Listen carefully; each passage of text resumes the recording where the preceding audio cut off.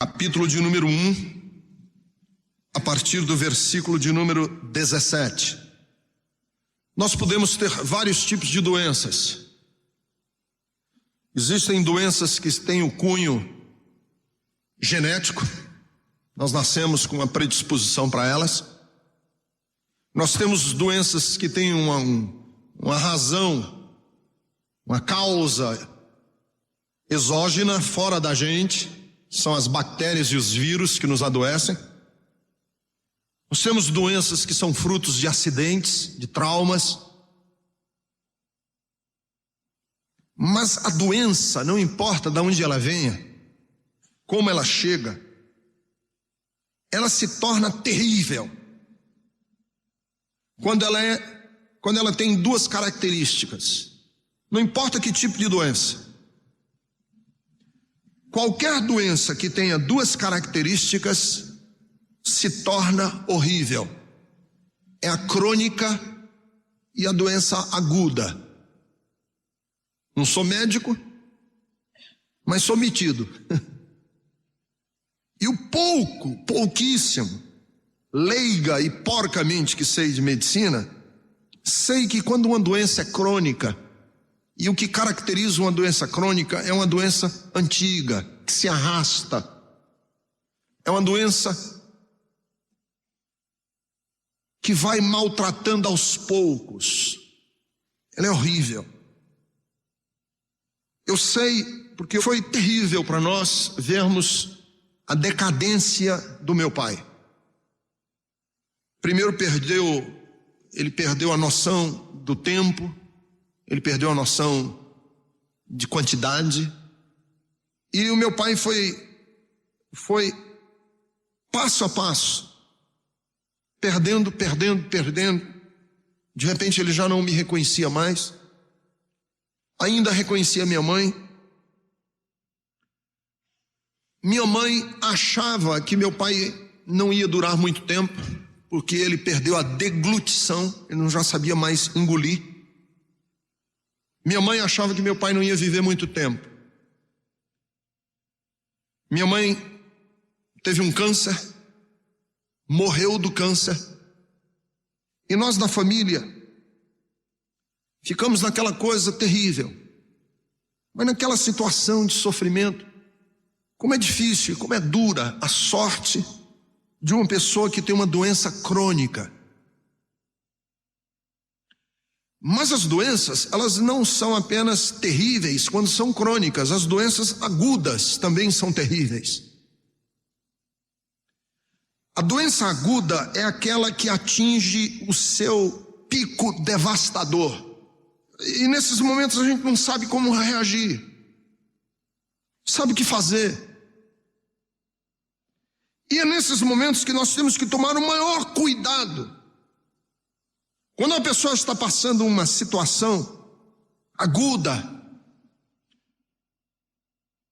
a gente tem que tomar o maior cuidado para não falar bobagem. Sabe, resposta chapada, resposta simplista para uma pessoa que está sofrendo, resposta do tipo: não, meu irmão, é assim mesmo. Deus escreve certo por linhas tortas. Isso é horrível de uma pessoa falar. Quer ver uma resposta chapada para uma pessoa que está sofrendo muito? Clichê, jargão. Isso é porque Deus está querendo ensinar alguma coisa para você, ou para a família. Um desses dias uma senhora veio visitar aqui a nossa igreja. Ela estava me contando o caso da família dela. Ela e o marido e um filhinho pequeno, criança, estavam cruzando a Avenida do Estado aqui. Criança deitada no banco traseiro do carro. Teve um tiroteio na calçada e uma bala perdida perfurou a lataria do carro, acertou o pescoço da criança e paralisou a criança. A criança é tetraplégica hoje. Estava aqui na igreja Bethesda. E eu não posso imaginar alguém chegar para uma mulher dessa e dizer assim: não, isso é porque Deus está querendo te ensinar alguma coisa. Porque se eu fosse mãe e alguém me desse uma resposta dessa, eu diria assim: que Deus é esse? que para me ensinar alguma coisa, precisa fazer isso com meu filho? Que Deus é esse? Que para me ensinar alguma coisa, condena o meu filho a esse tipo de sofrimento? Então a gente tem que tomar o maior cuidado, porque às vezes eu tenho medo, inclusive nos ambientes religiosos, da gente ter uma mensagem só, sabe? Aquela mensagem: você pode, você é campeão, você é tudo tal, PPP, sucesso, vitória, Deus. E tem uma pessoa que está sofrendo ali na cadeira, e a pessoa está dizendo assim: que história é essa? Que mensagem é essa? Porque eu tenho medo de dar respostas simplistas para as pessoas que estão sofrendo e dizer para essas pessoas assim: não, isso é pecado, isso foi pecado seu, ou é pecado do seu marido, ou até coisa horrível, pior ainda, que é o que está acontecendo muito por aí. Não, isso é uma macumbaria que jogaram na sua casa. Aí a pessoa diz assim: macumbaria? Quer dizer que tem uma feiticeira? Que poder, que raios de poder tem essa feiticeira? Que precisa mobilizar uma igreja inteira para quebrar o poder de uma feiticeira não sei aonde? Pelo amor de Deus, tem alguma coisa errada. A grande verdade é a seguinte: é que nós estamos despreparados para viver com um mundo em que o inesperado acontece. E eu sei que essa frase não é lógica. Quando eu digo que nós estamos despreparados para o inesperado, porque você pode me dizer assim: pastor, como é que a gente se prepara para aquilo que não espera? Ora, se é inesperado, significa que não adianta eu me preparar. Porque quando chegar, eu não estava esperando. Como é que eu me preparo para circunstâncias na vida que podem acontecer de uma forma abrupta? Como é que eu me preparo para uma circunstância na vida que pode acontecer de uma forma chocante? E que de repente o nosso chão desaparece? De repente você está no meio de um pesadelo. Você já sonhou pesadelos? Você já teve pesadelos na sua vida? Que você, quando acorda do pesadelo, você diz assim: graças a Deus era um pesadelo. Eu já tive alguns pesadelos assim, que quando eu acordo eu digo: graças a Deus. Eu estava até contando para minha mulher um que tive essa semana. Quando eu acordei eu digo: graças a Deus. Não era o que eu estava pensando. Mas tem momentos que a gente pensa que é um pesadelo e não é, é a vida. E a gente quer acordar e não adianta, porque você já está acordado. E eu também já tive, pelo menos algumas circunstâncias na minha vida, que eu, quando olhei, eu digo assim: não é possível, isso deve ser um sonho, e não era, era a vida. Cenas que ficaram para mim. Eu tive momentos na minha vida já que eu sentia que eu estava na antessala do inferno. E eu dizia para mim mesmo: não é possível, isso aqui tem que ser um sonho. E não era. Era verdade. Era a vida. São esses momentos em que as paredes da nossa vida parece que estão se estreitando assim, ó. E você está com cada vez menos espaço. São circunstâncias na vida em que você quer tomar pé e você não consegue achar chão. É como quem está nadando num rio, ou numa lagoa, ou no mar. E você quer tomar pé, quer bater com os pés no chão para se firmar e não acha o chão. São momentos na vida que vêm de uma maneira inesperada.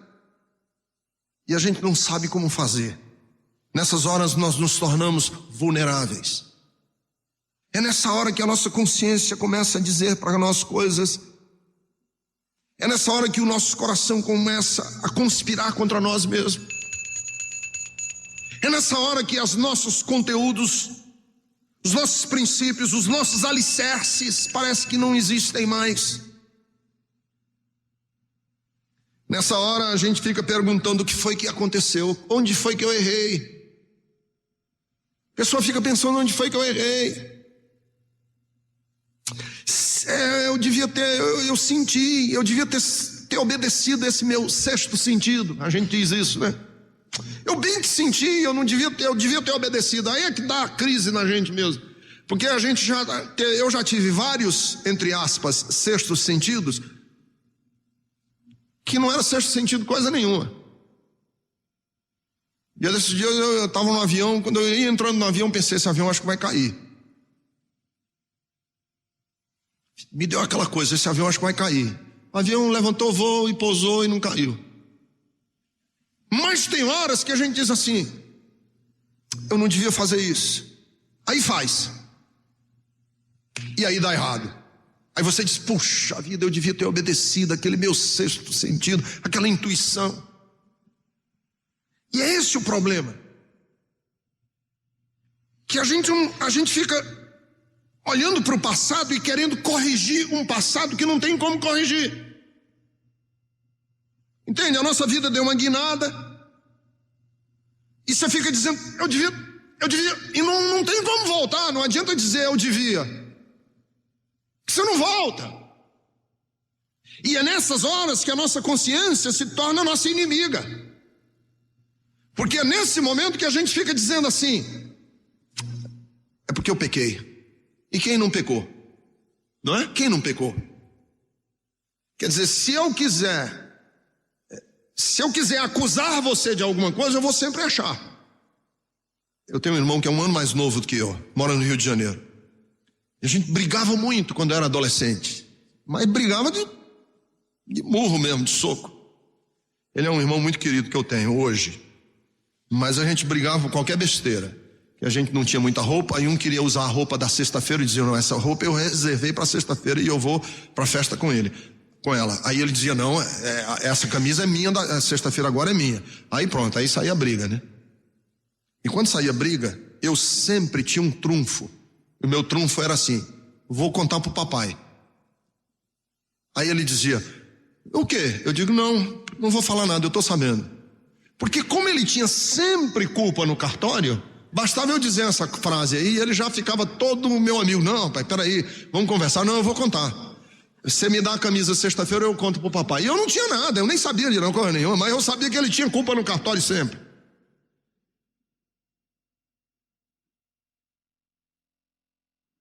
É aquela história, né, do pai que bate no filho todo dia. Porque no dia que o pai não souber porque que tá batendo, o filho sabe porque que tá apanhando. Mais ou menos essa lógica que eu usava com meu irmão. Que é uma lógica meio sinistra, mas é. Então quando a gente está com dificuldades e problemas na vida, nós usamos essa lógica com nós mesmos. A gente diz assim, deu errado porque eu fiz isso ou fiz aquilo, porque todo mundo sempre tem alguma coisa que você fez. Nós não somos perfeitos, não somos anjos. Sempre alguém tem no seu estoque alguma coisa que eu possa acusar. Sempre, todos nós temos. Então, quando vêm os problemas, nós nos fragilizamos. Quando vêm as doenças, nós nos fragilizamos. Nós ficamos irrequietos. Quando a vida dá uma guinada, nós ficamos apavorados. E lembrem-se que Tiago começou a epístola dele, abriu a carta que ele está escrevendo, dizendo o seguinte: meus irmãos, considerem motivo de grande alegria o fato de passarem por diversas provações. Então, na verdade, Tiago está querendo preparar o seu povo para o inesperado. Aquilo que eu não planejei. aquilo que não estava nos meus planos. Nenhum pai, quando o filho nasce, pensa assim: eu vou logo vivendo com a previsão de que esse menino aqui vai adoecer, vai morrer. Ninguém pensa assim: olha, minha filha está nascendo, mas eu vou já planejar que entre os 15 e os 20 anos pode acontecer uma coisa horrível com a minha filha. Ninguém pensa assim. Nós estamos sempre pensando melhor. Estamos sempre esperando, sempre aguardando bons ventos. Sempre. Quando acontece o oposto, quando nós somos surpresos, aí nem nós é que ficamos meio perdidos. E aí é que surgem essas culpas, essas condenações. Não deu certo, o que eu planejei não foi como deveria ser. Por quê? Onde foi que eu errei? O que foi que fiz de errado? O que está acontecendo? E como o Tiago está querendo preparar a sua igreja, ele era pastor de uma igreja, e ele está querendo preparar a sua igreja para saber lidar com esse inesperado, ele nos dá, no final desse seu raciocínio, que são os versículos 16, 17 e 18, algumas riquezas que não é uma técnica de saber lidar com o problema. São alguns tesouros que a gente vai carregar no peito. São algumas verdades que nós vamos entesourar, que nós vamos colocar nos cofres internos do nosso ser, que nós um dia vamos precisar, se acontecer o inesperado, ter essa solidez, ter esse alicerce, ter essa garantia no peito, para que no dia em que me faltar pé, eu não seja sugado pela minha consciência, eu não seja destruído pela acusação, que eu não seja fragilizado, além da fragilidade da própria doença. E ele então escreveu os versículos 16, 17 e 18. Se você quer graça de Deus, se você quer algumas riquezas para você ter no seu peito, no seu coração e na sua vida, nos momentos difíceis, Tiago nos oferece 4 riquezas. Eu vou dizer as 4 e depois nós vamos trabalhar cada uma delas. Você precisa ter elas com você. São simples. Deus é bom, Deus é íntegro, Deus é confiável, Deus é intencional. Vamos dizer essas 4 coisas? Só a guisa da gente exercitar um pouco aqui, um exercício aqui didático aqui de vocês guardarem. Nas lutas, nas dificuldades, nas intempéries da vida, você precisa de 4 riquezas, 4 tesouros. Muito simples. Quais são? Primeiro, Deus é bom. Segundo, Deus é íntegro. Terceiro, Deus é confiável. Quarto, Deus é intencional. Primeiro, Deus é bom. Quando você estiver passando lutas, ele diz assim: não se enganem. Guarda esse negócio com você. Toda boa dádiva, todo dom perfeito vem de Deus. Deus é bom. De Deus não vem coisas ruins. Tem que guardar isso com você, você tem que ter isso. Deus é bom. Tudo de bom que existe no universo veio das mãos de Deus. Esse deve ser o sinalizador das minhas especulações quando eu estiver passando por tribulação. Quando eu estiver passando por lutas, eu tenho que ter esse alicerce embaixo, sustentando a minha vida, para eu poder suportar as lutas. Qual é o primeiro alicerce? Deus é bom. Não importa o que está me acontecendo, não importa quais são as circunstâncias ao meu redor, não importa como é que estão as marés, não importa de que maneira o mundo, as pessoas, o meu amigo, a minha mulher, o meu pai, não importa como o meu rim, não importa como o meu coração estão me tratando, Deus é bom. E mais, as ações humanas não alteram quem Deus é. Os fatos humanos não mudam o caráter de Deus. As circunstâncias não alteram quem Deus é. Deus é bom. Porque se você não tiver essa perspectiva com você, quando você for passando pelas lutas e tribulações, uma das grandes inquietações desestabilizadoras da sua vida, sabe o que é? Será que Deus é bom? Será?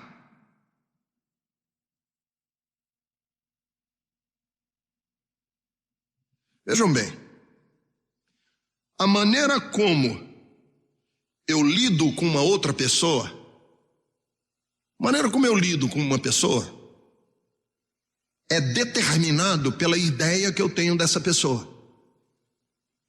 Olha o meu raciocínio. A maneira como eu trato com uma pessoa é definida, essa maneira é definida pela ideia que eu tenho dessa pessoa. Se ao lidar com uma pessoa, eu imagine assim, esse cara é um enganador, como é que eu vou lidar com essa pessoa? Com os dois pés atrás. Opa, esse cara é um enganador. Se a pessoa com quem eu estou lidando é ingênuo, aquela pessoa é ingênua, eu estou conversando com uma pessoa e ela é ingênua, então o meu lidar com essa pessoa leva em consideração que ele é um ingênuo. O cara é um ingênuo. Igual uma história que eu ouvi uma vez, o Einstein estava jantando numa mesa, e aí o assessor do Albert Einstein disse assim, ó, esse sujeito aí do outro lado da mesa tem um QI de 280. Aí o Einstein disse, você tem pensado sobre as diferenças da física quântica com a teoria da relatividade? O cara, sim senhor, então papai, começaram a discutir sobre isso e tal, conversaram aqui uns 15 minutos, serviram o jantar, quando estava na sobremesa o assessor disse, o da esquerda tem um QI de 120. Ele falou, você gostaria de conversar um pouco sobre o equilíbrio ecológico e como é que os homens estão lidando? Desceu um pouco o nível. Aí serviram ali a sobremesa, serviram um cafezinho. Aí o assessor disse, o da frente tem um QI de 60. Lá embaixo. Aí o Einstein olhou para ele e disse, e como é que está o Palmeiras?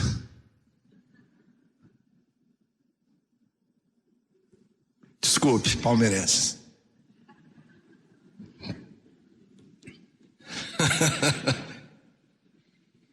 Se fosse um palmeirense aqui, falava do Corinthians, mas não é, então. A maneira que eu lido com as pessoas está determinada pela ideia que eu tenho dele. O que eu acho de você determina o meu relacionamento com você. Ora, se Se eu achar que Deus é instável, como é que eu lido com Deus? Como é que são as minhas orações? Se a minha ideia de Deus é que Ele é indiferente, como é que é o meu culto? O meu culto vai ter um perfil diferente de um outro culto.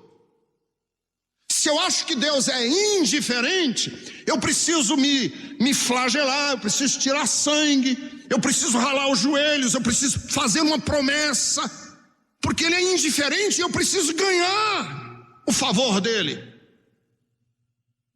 Se eu acho que Deus faz preferência dos ricos e dos pobres, faz preferência dos mais e dos menos, eu vou ter que achar alguém que faça intermediação entre eu e Deus, porque eu me acho indigno dele.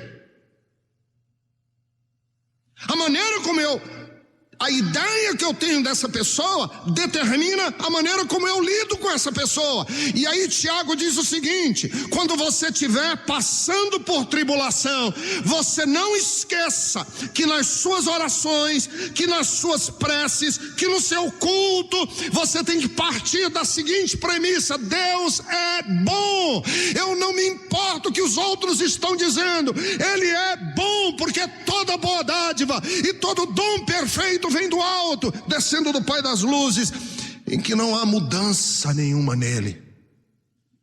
Deus é bom. Significa o quê? Que não existe perversidade no caráter de Deus. Não existe. A Bíblia diz nas palavras do próprio Deus: eu sei os pensamentos que tenho a respeito de vocês. Não são pensamentos de mal, não são pensamentos de morte. Deus diz: eu sei os pensamentos que tenho. Os meus pensamentos são de paz, são de lhes dar um fim desejável. Deus é bom. E quando eu digo que Deus é bom, não existe nada que eu possa fazer para melhorar o jeito de Deus agir. Entendeu? Não tem nada que eu possa fazer que melhore Deus. Porque muitos dos cultos religiosos hoje são o seguinte: Deus está agindo meia boca comigo, e aí eu vou fazer uma oração forte, porque aí Deus se obriga a não me tratar mais meia sola. Deus agora se obriga a me tratar bem. Que visão porca de Deus. Triste. Tiago diz assim: lembre-se, você estiver passando por qualquer dificuldade, que toda boa dádiva, tudo que existe de bom, vem das mãos de Deus. Ele é bom para conosco. Eu gosto muito do Salmo 136. Vamos ler juntos? É muito lindo esse salmo.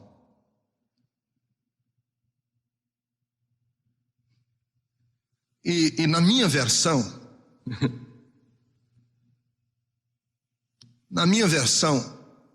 diz: o seu amor dura para sempre. Tem uma outra versão que diz: sua misericórdia dura para sempre. Esse salmo era um cântico que Israel cantava, e que nesse cântico, uma pessoa cantava e o resto da congregação respondia. Nós não vamos cantar hoje, mas a gente pode responder. Então eu vou falar a primeira frase e vocês respondem com o coro. E o coro é assim: o seu amor dura para sempre. Vamos fazer assim? Salmo 136. Deem graças ao Senhor, porque Ele é bom. Deem graças ao Deus dos deuses. Deem graças ao Senhor dos senhores, ao único que faz grandes maravilhas, que com habilidade fez os céus, que estendeu a terra sobre as águas, aquele que fez os grandes luminares, o sol para governar o dia, a lua e as estrelas para governarem a noite. Versículo 23, aquele que se lembrou de nós quando fomos humilhados e nos livrou dos nossos adversários, aquele que dá alimento a todos os seres vivos.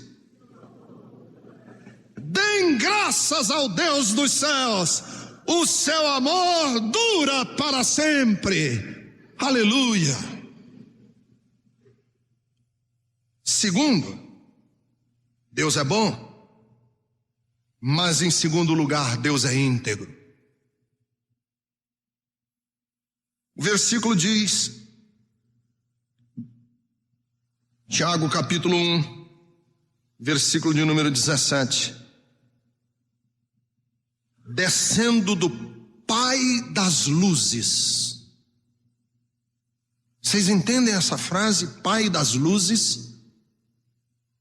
Deus é Pai da luz. E quando a gente pensa em luz, não devemos pensar só no efeito físico de iluminar, mas nós temos que pensar no efeito metafórico, de que a luz revela tudo o que está escondido, oculto, debaixo do manto da dúvida. Quando a gente diz assim, ele trouxe aquela situação para a luz, revelou. Quando nós dizemos que Deus é Pai da luz, significa que o universo foi criado debaixo da égide, da bandeira da luz. Porque antes de criar qualquer coisa, a primeira expressão de Deus foi: haja luz. Significa o que é isso?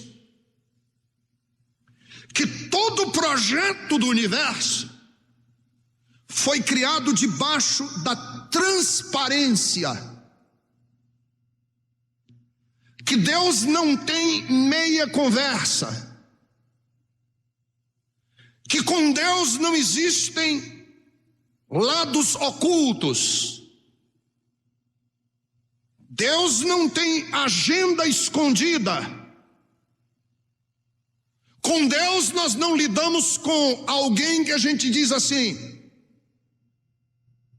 olha, ele falou isso, mas a gente não sabe bem se ele estava querendo dizer isso. E quando Deus fala, nunca existe dubiedade na voz de Deus. Ele é luz. Eu falo uma coisa e aí a pessoa fica assim olhando para mim dizendo assim: o que o Ricardo quis dizer com isso? Sou dúbio. Isso é natural dos seres humanos. Mas Deus não. Quando Deus fala, a voz de Deus é sim, sim. Não, não. Não tem sombra no caráter de Deus. Não existe dubiedade no agir de Deus. Ele é íntegro. Isso significa integridade.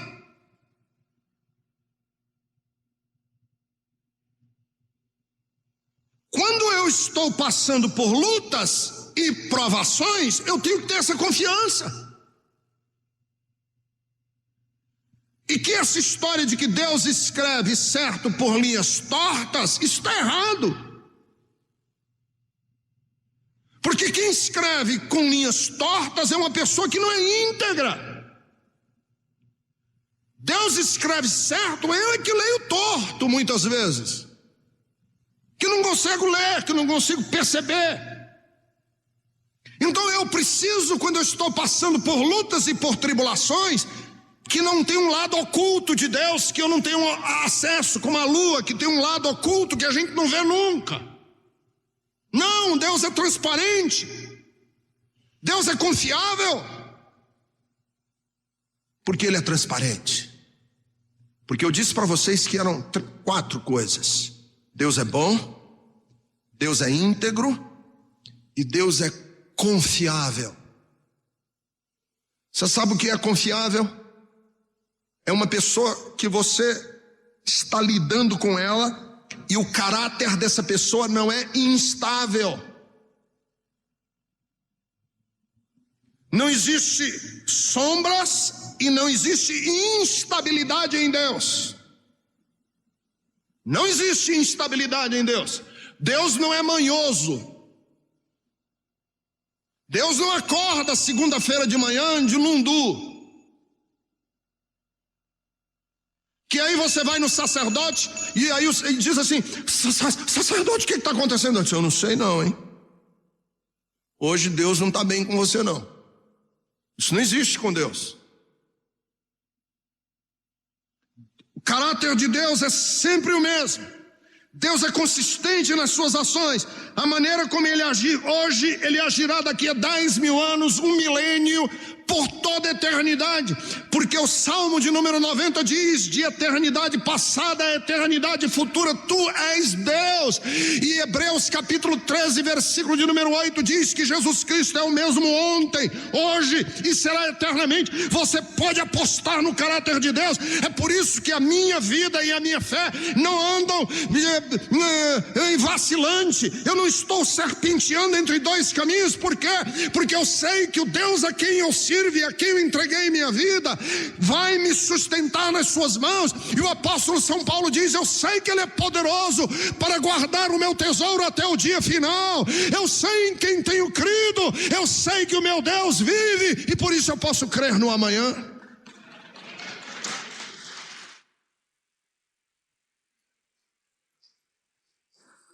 Toda boa dádiva, todo dom perfeito vem de cima, do Pai das luzes, do Deus que é.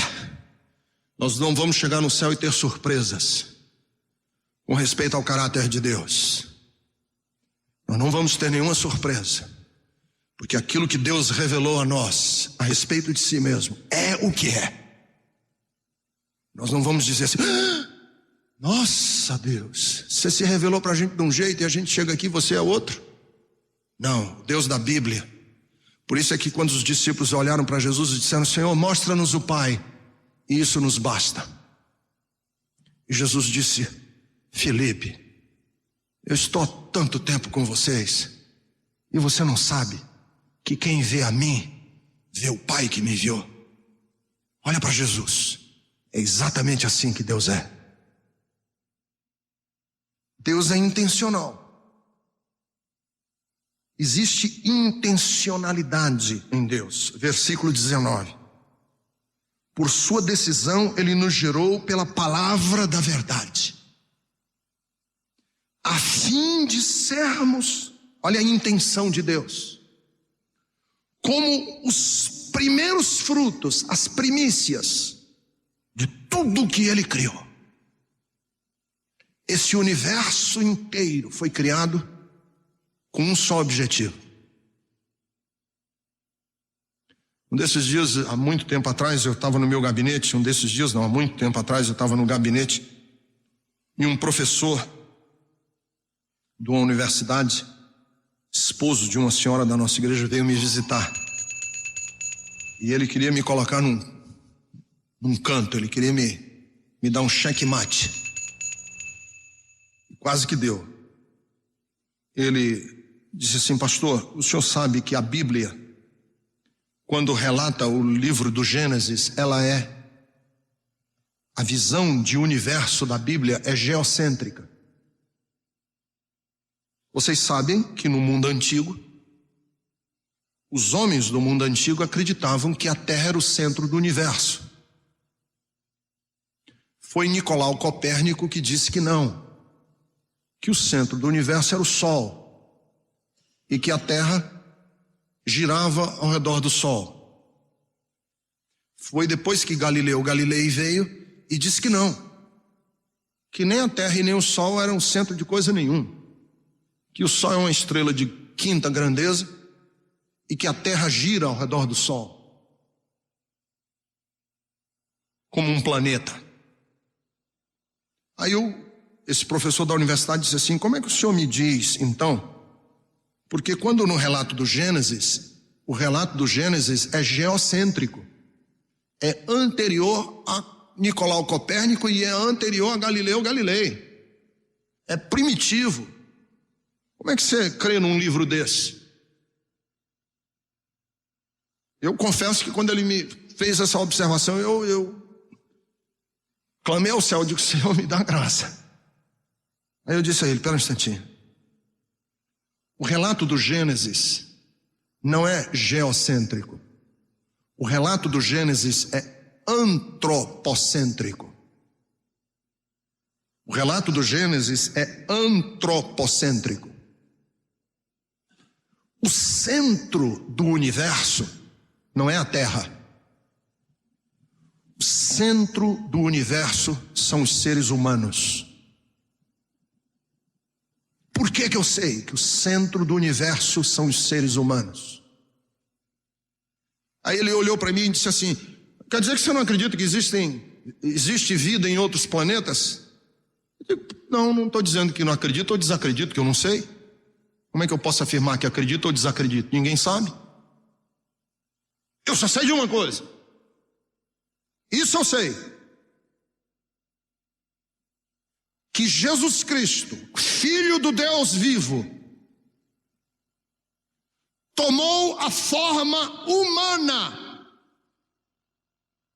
nasceu de uma virgem entre os homens. Ele não nasceu de um ET na estrela Alfa Centauro.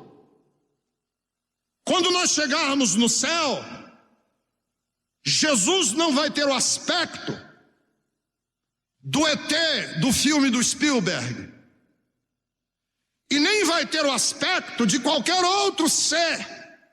Quando chegarmos no céu e olharmos para ele, ele terá o semblante do Filho do Homem. Ele se auto-chamava Filho do Homem. Na Trindade existe hoje um ser humano, porque quando Cristo ressuscitou dentre os mortos, ele não ressuscitou só espírito, ele ressuscitou carne, ele ressuscitou homem e foi levado aos céus, à presença de Deus, num corpo glorificado, mas corpo. E eu disse para ele: a visão do Gênesis é antropocêntrica. Quer dizer, sabe o que, meu amigo? Quer dizer, sabe o que, senhora? Que de todo o universo, quando Deus olha, Deus presta atenção em mim e em você, na raça humana, homens e mulheres. E é isso que Tiago diz, que tudo que foi criado, das estrelas que estão nos confins do universo, a lua que está aqui próxima, aos ribeiros, às flores, às borboletas, a tudo que existe, os camaleões, os tigres, os elefantes, os peixes, as ostras, os corais dos mares, tudo que existe no universo foi criado com um só objetivo: que eu e você pudéssemos ter comunhão com Deus, porque Ele nos criou, você e eu, para sermos as primícias de toda a criação, sermos os primeiros frutos de tudo aquilo que Ele criou. Esta visão da Bíblia. Eu estou dizendo isso, sabe por quê? Porque às vezes nós estamos passando por lutas, nós estamos passando por doenças, e a gente precisa lembrar o seguinte: eu não sou um zero à esquerda, eu não sou um cadáver adiado, eu não sou um defunto postergado, eu sou filho de Deus, que tem um propósito maravilhoso. Você é especial, você é alguém, você é filho de Deus, filha de Deus. Existe intencionalidade no universo. Nós não estamos vivendo aqui guiados por destino, nós não estamos aqui sendo guiados por mera casualidade. Existe uma intencionalidade no universo, e é nessa intencionalidade que nós temos a nossa dignidade. B.F. Skinner, que é o grande papa do behaviorismo, que é uma das escolas da psicologia, B.F. Skinner dizia que o ser humano é apenas um saco de moléculas que deu certo. Nós somos apenas um bambu, uma loteria genética que deu certo. Não. A Bíblia se recusa a isso. Existe intencionalidade. Você foi criado e tem um propósito de Deus para se cumprir na sua vida.